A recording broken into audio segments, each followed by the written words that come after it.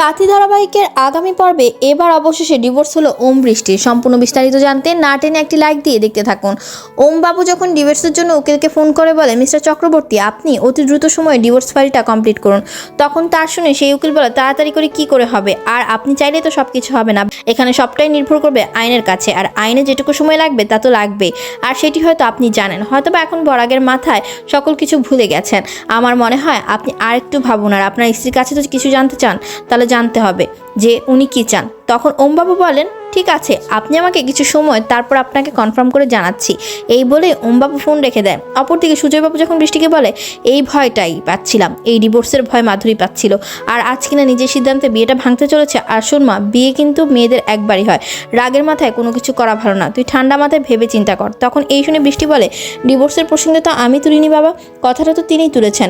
তারপর দেখা যায় ওমবাবু সুজয় ব্যানার্জিকে ফোন করে বলে, বাবা আপনাকে ঘুরনো পেঁচানো কথা না বলে সরাসরি বলতে চাই, বৃষ্টির সঙ্গে আমাদের পরিবারের কারোর সাথে একতলার ছাদে থাকা আর সম্ভব নয়। তখন বৃষ্টি ওমের এই সকল কথা শুনে বলে, আপনি কি চাইছেন, আপনার কথা বলুন। সত্যরম বলে, আমি অতি দ্রুত ডিভোর্স চাই, অনেক সহ্য করেছি আর নয়। তা শুনে বৃষ্টি বলে, ঠিক আছে, তাহলে কাল মিউচুয়াল ডিভোর্স হবে, চিন্তা করবেন না।